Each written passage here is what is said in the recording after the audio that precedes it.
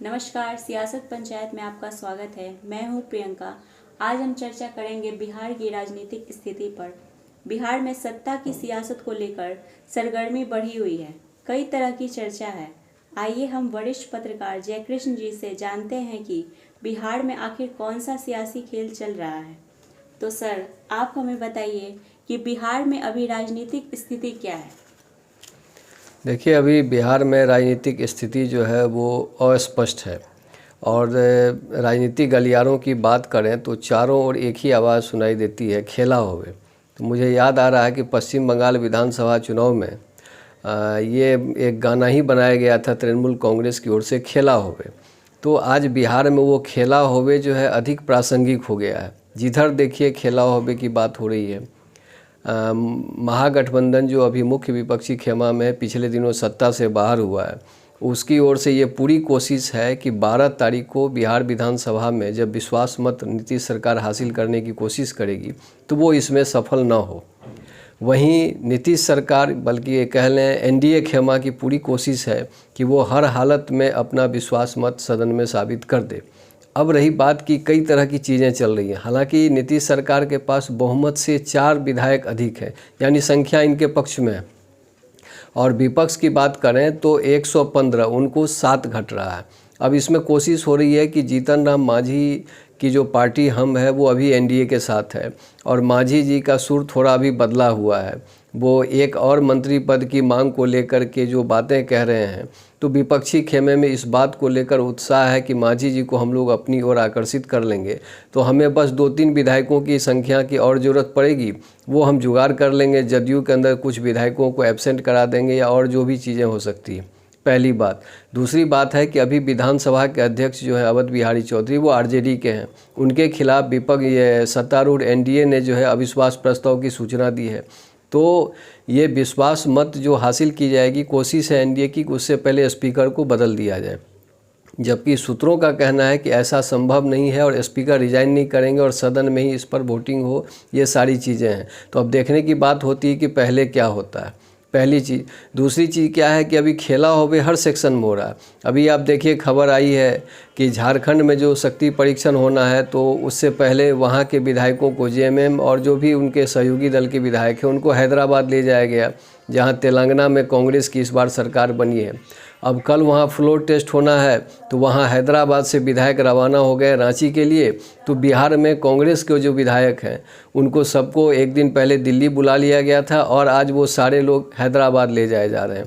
अब उन लोगों को बिहार में उस दिन लाया जाएगा जिस दिन विश्वास मत हासिल होना है, यानी 12 तारीख को। तो एक जगह के विधायक गए, दूसरे जगह के विधायक वहाँ पहुँच गए।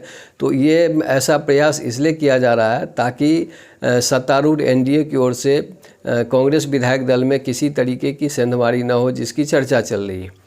दूसरी ओर जो छोटे छोटे दल हैं वो भी नाराज़ हैं।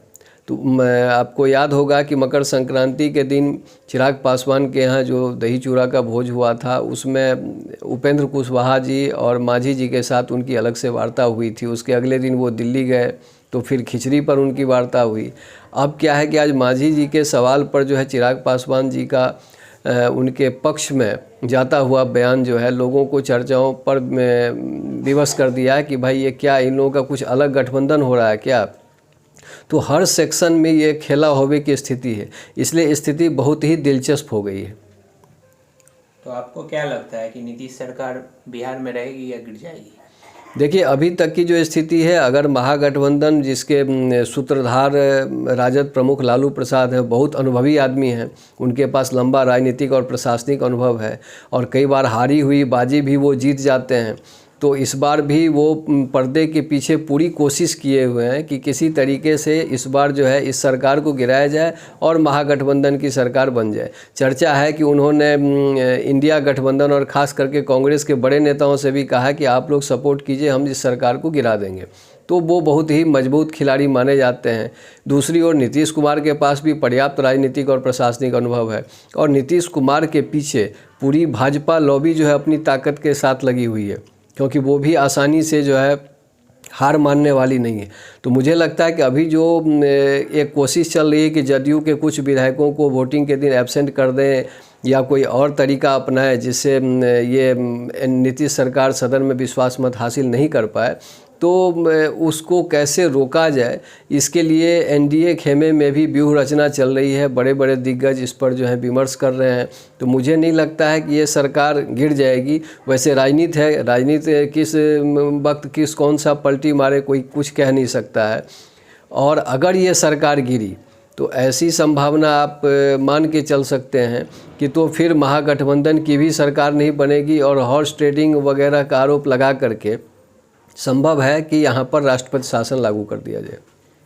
इस बीच जो आपने बोला कि कांग्रेस की बात चली गई, तो मैं एक सवाल पूछ लेता हूँ आपसे कि क्या जो आज राजनीतिक स्थिति थी वहाँ पर दिखाया जा रहा था कि कांग्रेस की टूटने की भी खबर आ रही है, तो इसमें कितनी सच्चाई है कि बीजेपी के संपर्क में कांग्रेस के कुछ विधायक हैं अभी भी?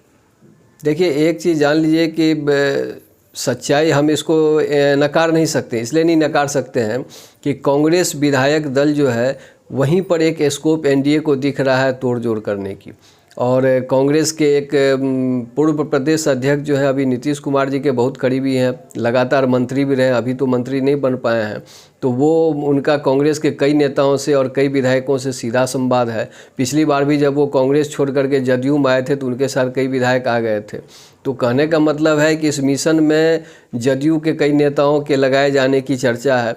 तो यही डर कांग्रेस आलाकमान को सता रहा था, इसलिए उन लोगों ने अपने तमाम विधायकों को दिल्ली बुला लिया। दिल्ली में उनके साथ कल पार्टी के राष्ट्रीय अध्यक्ष ने विचार विमर्श किया और आज एहतियात बरतते हुए उन तमाम विधायकों को सीधे हैदराबाद भेज दिया गया जहां कांग्रेस की सरकार है।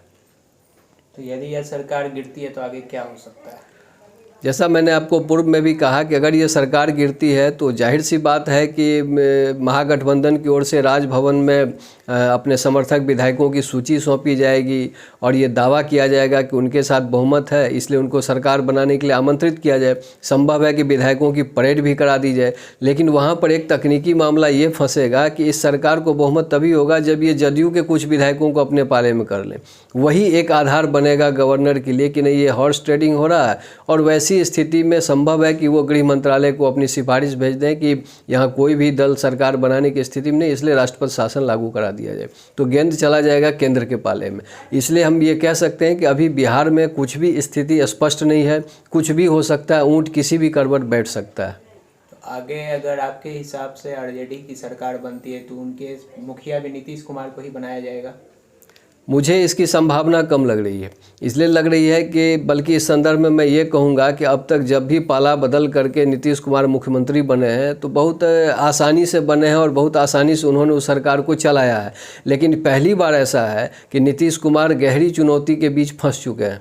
अब क्या है कि जिस स्थिति में उन्होंने महागठबंधन से अलग अपने को किया और एनडीए के साथ सरकार बना लिए, तो अब मुझे लगता है कि चूँकि विपक्षी एकता में भी इन्होंने महत्वपूर्ण भूमिका निभाई, तो जितने विपक्ष के राष्ट्रीय नेता हैं वो इनके खिलाफ हैं और राजद अध्यक्ष लालू प्रसाद जी के मन में भी नाराज़गी होगी। तो अब अगर नीतीश कुमार जाते हैं तो मुझे कम ही इस बात की संभावना दिख रही कि इनको मुख्यमंत्री बनाया जाए। और इनको ठीक है, इंडिया गठबंधन में कोई बड़ा पद दे दिया जाए और मुख्यमंत्री तेजस्वी यादव होंगे, या अगर जोड़ तोड़ की कोई और समीकरण बनती है तो जैसी चर्चा है कि भाई जीतन राम मांझी जी को आगे कर दिया जाए, दलित कार्ड खेला जाए और इसके आधार पर ये लोग जो हैं सरकार बनाएंगे। चूँकि एक साल तो वक्त ही बचा, अगले साल तो विधानसभा चुनाव होने हैं, लेकिन यहाँ पर दलित कार्ड अगर खेला गया तो लोकसभा चुनाव में इनकी ओर से कोशिश होगी कि देखिए हमने दलित मुख्यमंत्री दिया तो हमको वोट हो जाए। और वो बीजेपी का जो एक प्रभावशाली वोट बैंक हो सकता है उसमें सेंधमारी करने में ये लोग सफल हो जाए। और इस बात पर दलित चेहरा पर संभव है कि नीतीश कुमार जी भी हामी भर देंगे, नहीं ठीक है भाई एक दलित चेहरा होगा और जीतन राम मांझी जी मुख्यमंत्री होंगे। ऐसा कुछ हो सकता है।